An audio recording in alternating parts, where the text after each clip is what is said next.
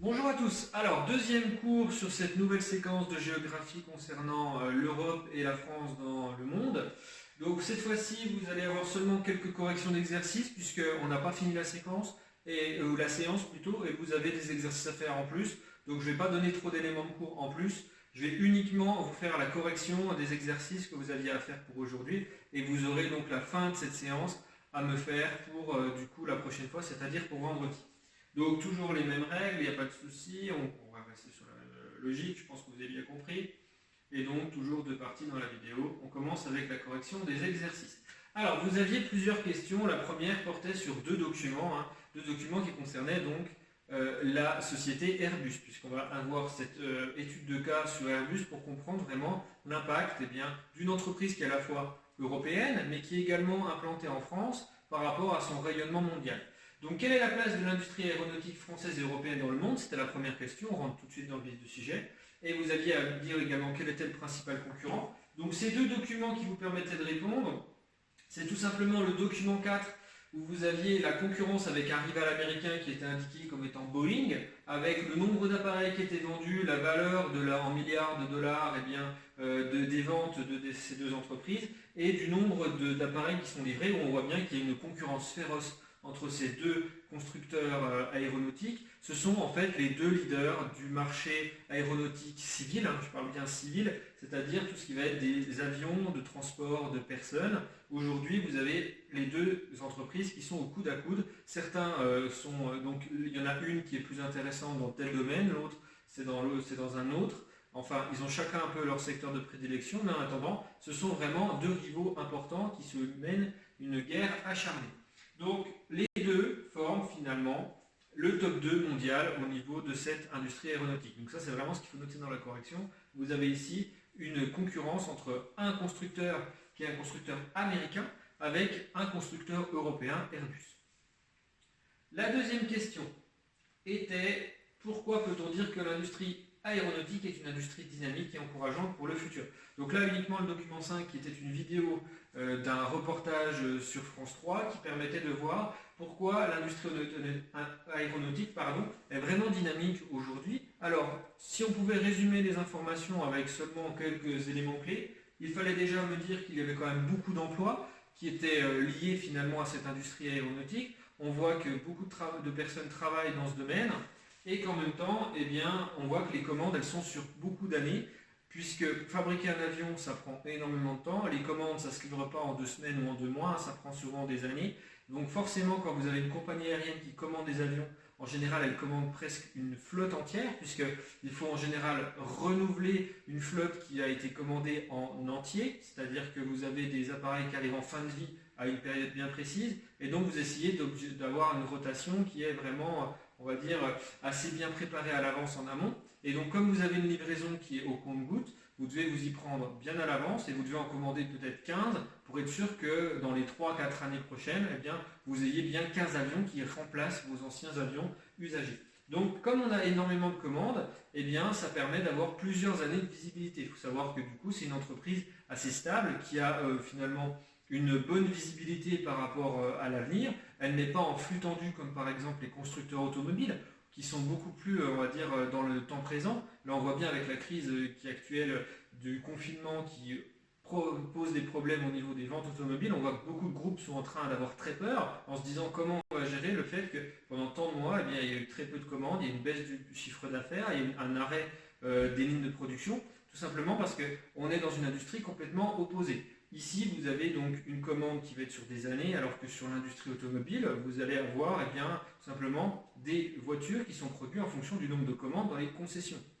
On est dans ce qu'on appelle du flux tendu, c'est-à-dire que pour les entreprises qui vont travailler dans l'automobile, vous allez avoir un acheteur qui va commander une voiture, on va envoyer la commande à l'usine et l'usine se dit bon d'accord, on va fabriquer la voiture et ils l'auront dans 2 mois ou dans 3 semaines, ça dépend, 3 semaines peut-être pas, mais 2 mois ou 3 mois, enfin ça dépend bien sûr du carnet, on va dire du débit finalement de production, Mais on est donc dans un temps très court, c'est-à-dire qu'on ne peut pas savoir ce qui se passera dans 6 mois, on ne peut pas savoir ce qui se passera dans un an. On est vraiment on navigue un peu à vue hein, dans l'industrie automobile par rapport à l'industrie aéronautique qui, elle, peut dire, bah voilà, j'ai eu 50 avions qui m'ont été commandés, bon bah ces 50 avions, le temps de les fabriquer, ça va me prendre 3 ans, donc je dis ça, j'en sais rien exactement, mais il faut bien se penser ça va prendre un certain délai, et donc forcément on se dit, bon bah mes employés, je sais qu'ils ont du travail pour tant de temps. Donc ça permet d'avoir quand même un confort et d'avoir une stabilité assez importante pour les personnes qui travaillent dans ce secteur.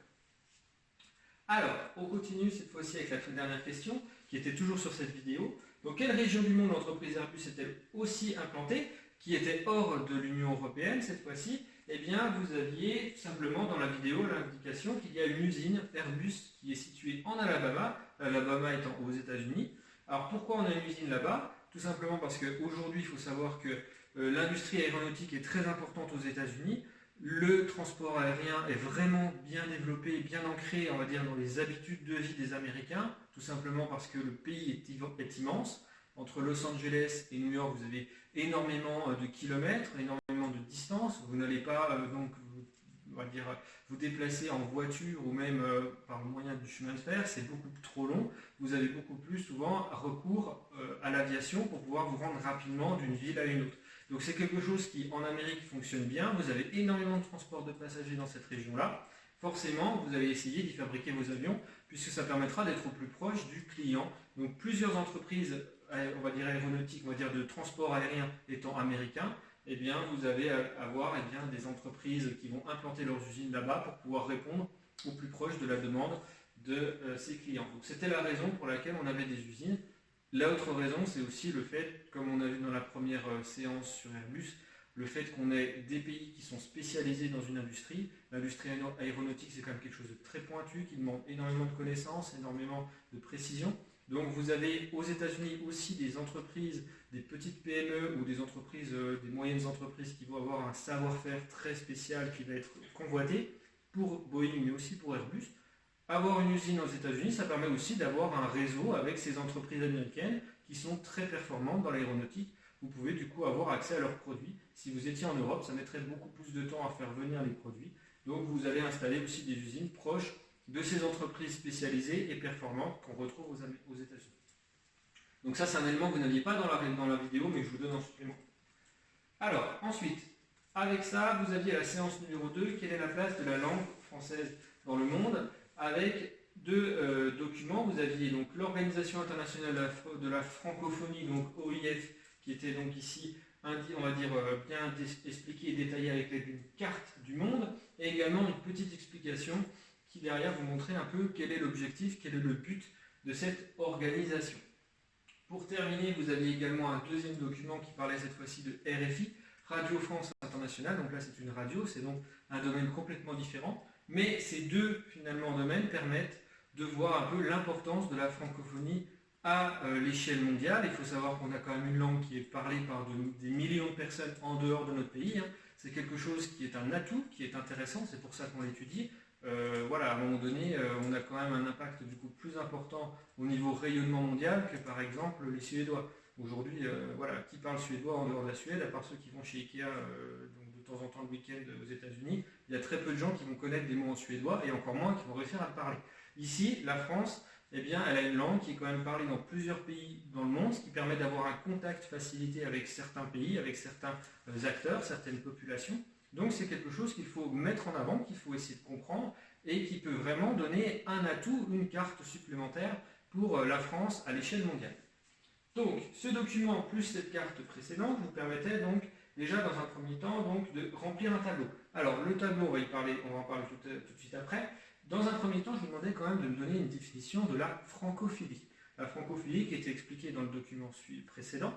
Alors la francophilie, si vous regardez sur Internet, c'est tout simplement le fait d'une personne qui aime la France et tout ce qui s'y rapporte. Il faut savoir que nous avons un pays qui a une image relativement positive à l'échelle du monde, avec énormément de gens qui vont avoir un visage positif, bienveillant envers notre pays, ce qui est un atout, bien sûr, pour pouvoir développer des liens économiques et culturels avec ces pays. Et donc, la francophilie est assez bien présente. Alors, ça marche aussi en partie avec le tourisme, puisqu'aujourd'hui, la France est un des pays touristiques les plus visités dans le monde, Paris étant la ville mondiale la plus visitée, et bien sûr toutes les régions de France sont assez bien connues à l'échelle mondiale. Ça, c'est quelque chose qui est quand même un atout fort pour notre pays. On a des spécificités régionales, on a une identité culturelle qui est assez bien marquée, mais aussi des identités régionales qui sont aussi reconnues à travers le monde. L'espace méditerranéen, autour finalement de la Méditerranée, avec la Côte d'Azur, c'est quelque chose qui est réputé aussi au niveau du monde. Alors on n'a pas uniquement l'image du Parisien avec forcément la Seine et puis la Tour Eiffel, avec l'Arc de Triomphe. Oui, ça c'est très développé, mais ça ne veut pas dire qu'on n'a pas aussi dans le monde une image un peu plus large de la France et de tout ce qu'elle va, on va dire, représenter, tout ce qu'elle peut avoir comme, on va dire, identité paysagère, mais aussi culturelle. Donc la francophilie, retenez ce mot quand même, c'est important de le savoir, c'est une définition simple à retenir, donc assez facile pour cette séance. Alors, à côté de ça, vous deviez donc remplir ce tableau suivant, qui montrait que l'OIF et la RFI participent au rayonnement de la France dans le monde. Alors, ce tableau était simple, il fallait remplir deux colonnes, le rayonnement diplomatique et le rayonnement culturel. Alors j'explique la différence entre les deux. Le rayonnement diplomatique, tout ce qui est la diplomatie, c'est tout simplement les liens, on va dire, les communications politiques, mais aussi les échanges d'informations entre les pays. C'est vraiment en fait le dialogue entre pays. Alors, au lieu d'avoir de dialogue entre deux personnes, dès le moment où vous avez un pays qui parle avec un autre pays, c'est une image, bien sûr, c'est un gouvernement avec un autre, eh bien là c'est de la diplomatie, c'est-à-dire qu'on va essayer d'avoir des contacts, essayer d'avoir des arrangements, essayer de régler des conflits, tout ça c'est de la diplomatie. Le rayonnement culturel, c'est plus ce que je viens de vous dire précédemment quand je vous parlais par exemple de l'identité touristique française. Là on est plus dans le culturel, mais on pourrait avoir aussi d'autres éléments comme des éléments historiques, des éléments on va dire plutôt artistiques, ça peut jouer aussi. Donc diplomatique, lien entre les pays, plus axé on va dire entre puissances, et puis rayonnement culturel, là c'est plus on va dire au niveau de la population en général. Alors, pour l'OIF, dans un premier temps, alors je ne sais pas si vous voyez bien, j'aurais peut-être dû choisir une autre couleur, enfin je vais vous dicter au cas où vous voyez mal la vidéo. Ici il fallait déjà dire dans l'OIF qu'il y avait déjà un réseau de 84 pays qui sont en train de discuter, qui sont en contact grâce à cette organisation, et il y a 54 pays membres de l'OIF. Donc 54 pays, ça veut dire qu'il y a 54 pays qui vont être amenés à un moment donné à discuter de décisions communes, et ça à l'échelle du monde. Donc ça sort de l'Union européenne, ça va être avec des pays qui sont présents en Amérique du Nord, des pays qui sont présents en Afrique, des pays qui sont présents sur encore d'autres continents. Donc ça étend le réseau de contacts, le réseau d'échanges avec d'autres pays. Alors ça a un intérêt très simple, ça permet aussi d'avoir des liens, d'avoir l'habitude de discuter avec certains pays, ce qui permet ensuite de trouver des arrangements dans d'autres domaines que ce que fait l'OIF. Donc on va dire que ça peut être une approche pour ensuite avoir des liens un peu plus importants dans des domaines beaucoup plus, on va dire, stratégiques. Alors, on a bien entendu l'objectif de développer les droits de l'homme. Les droits de l'homme étaient quand même quelque chose qui était expliqué dans ce premier document. C'est une, on va dire, des valeurs les plus importantes qu'essaye de développer la France à l'étranger. Il faut savoir qu'on est connu comme étant le pays des droits de l'homme parce qu'il y a eu la Déclaration des droits de l'homme et du citoyen de 1789 qui est donc créée en France avec la Révolution française, on l'a vu l'an dernier. Et forcément, derrière, nous, on place ces droits de l'homme dans, on va dire, sur un piédestal un peu, et on essaye justement de faire en sorte que ce soit le plus respecté possible dans le monde. Alors, bien sûr, il y a des entorses parfois à ces valeurs qui sont parfois constatées, notamment au niveau diplomatique entre notre pays avec d'autres, quand les intérêts économiques, les intérêts stratégiques prennent des fois le pas sur finalement ces valeurs qui pourraient être considérées comme des valeurs plus, on va dire, universelles, mais qui derrière pourraient provoquer des tensions avec des pays qui sont souvent sous l'emprise d'un dictateur ou sous l'emprise de régimes qui sont plus ou moins perdants sur le droit de leurs citoyens. Donc c'est parfois des critiques qu'on peut faire envers des membres de gouvernement ou des politiques de présidents, parce que justement on va avoir des contacts avec certains pays. Mais en attendant, officiellement et majoritairement, on essaye de faire en sorte que ces droits de l'homme soient respectés à l'échelle mondiale. Alors, dernière information, l'économie. On voit bien qu'on essaye de développer des liens économiques. Ça, c'était quelque chose qui était aussi développé dans le premier document. Donc c'était ce que j'attendais de vous dans cette colonne. Ensuite, par rapport au rayonnement culturel, ici, il fallait surtout me dire que vous aviez déjà un enseignement francophone qui était favorisé.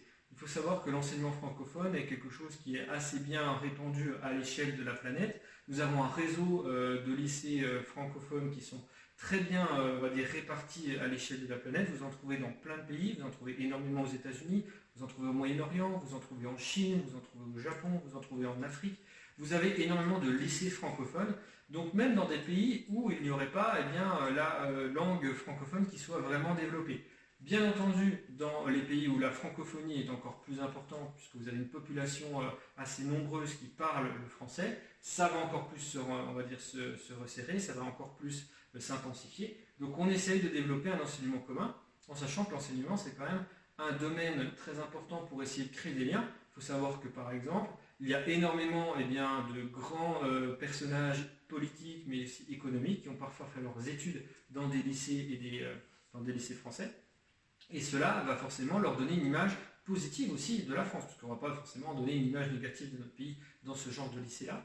Et vous allez donc vous retrouver avec des hommes avec du pouvoir, ou des femmes, bien sûr, des hommes ou des femmes de pouvoir qui vont avoir tout simplement une image positive, donc ils vont être francophiles. Forcément, quand vous allez vous retrouver avec ces personnes qui ont des responsabilités importantes, quand vous allez être en contact avec eux, vous êtes français, ça peut tout de suite vous donner un avantage et vous essayez de trouver plus facilement des arrangements parce qu'il y a déjà un point commun, c'est la France qui vient venir en tant qu'élément positif renforcer vos contacts et renforcer vos centres d'intérêt.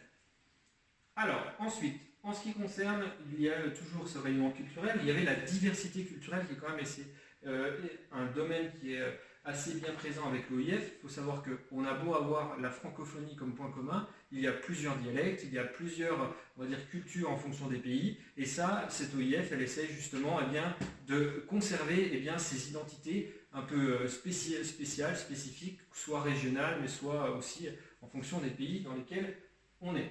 Alors, vous avez également la langue française qui va être essayée d'être favorisée, c'est-à-dire continuer à l'enseigner, continuer à ce qu'elle soit parlée le plus possible. Ça peut être important, surtout dans des pays où elle peut être en concurrence avec une autre langue, et donc essayer vraiment de faire en sorte que cette langue ne disparaisse pas ou ne se réduise pas en nombre de personnes parlées. Alors, au niveau de RFI cette fois-ci, donc toujours les deux colonnes, pour le rayonnement diplomatique, on avait dans le document l'information comme quoi RFI avait quand même le premier réseau FM mondial, ce qui veut dire que c'est le premier réseau d'information radiophonique du monde, ce qui montre qu'on a un rayonnement mondial assez important, puisque forcément quand on va donner des informations sur cette radio, eh bien vous allez avoir beaucoup d'informations qui vont passer, et vous allez aussi avoir du coup un point de vue spécial qui va être donné. Malgré les tentatives d'objectivité, il faut savoir que tout média, toute personne qui va parler, qui va donner son avis, son opinion, va à un moment donné quand même utiliser ses propres ressentis, va utiliser son histoire, va utiliser ses valeurs pour essayer d'expliquer une chose. C'est impossible aujourd'hui d'être totalement neutre, on va forcément avoir un impact, une influence dans la manière dont on présente les choses.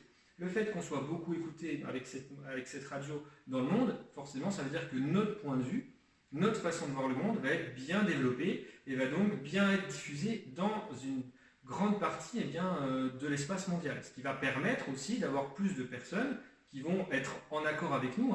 Toujours dans cette histoire de soft power, si on reprend ce qu'on avait vu l'année dernière avec les États-Unis, avec leur puissance culturelle qu'ils pouvaient justement diffuser avec le mode de vie, avec la nourriture, en essayant de copier leur mode de vie, on allait plus facilement être proche d'eux. Nous aussi, avec en même temps des informations qui sont diffusées en français et avec des personnalités françaises ou des personnalités francophiles et francophones, forcément, ça va améliorer encore plus l'image de la France dans le monde. Il fallait aussi, donc ça c'est ce que je viens de vous expliquer, dans la partie rayonnement culturel, on va aussi toujours pareil que l'OIF, essayer de développer donc des valeurs, développer de la culture française, et ça c'est quelque chose qui est assez présent aussi à la radio. C'est pas parce qu'on n'a pas d'image qu'on ne peut pas avoir des musiques, on ne peut pas avoir des émissions qui vont essayer justement de nous présenter la France sous un jour le plus favorable possible. D'accord ? Alors, ensuite, le travail à faire pour la prochaine fois. Donc vous avez vu, j'ai fait surtout de la correction d'exercices. Je n'ai pas fait de trace écrite concernant Airbus. Alors si je n'ai pas fait de trace écrite, c'est tout simplement parce que je pense que c'est quelque chose qui était quand même assez simple à comprendre, Airbus. Donc je n'ai pas fait, vu le contexte actuel, je voulais aussi vous laisser un peu plus, un peu moins de temps de travail. Donc c'est pas grave, je pense que vous avez quand même retenu la majorité des choses. Le travail à faire quand même pour la prochaine fois, cette fois-ci, ce sera Les exercices des diapositives 8 et 9 du PowerPoint du cours, c'est important de les faire, toujours à faire dans le cahier, donc ça vous ne changez pas vos habitudes. Et la prochaine vidéo avec la correction de ces deux diapositives, ce sera pour le vendredi 10 avril. D'ici là, portez-vous bien. Pour les 3e B, j'en profite de rajouter une information. Demain, normalement, je devais peut-être faire un cours virtuel comme la semaine dernière. Je la repousse un peu cette vidéo, puisque j'ai un cours virtuel avec d'autres enseignants le matin. On va voir un petit peu ce qui se passe. Donc je vous donnerai l'information demain sur la prochaine date où je vous proposerai une heure d'HEC avec l'aide donc de la classe virtuelle. Voilà.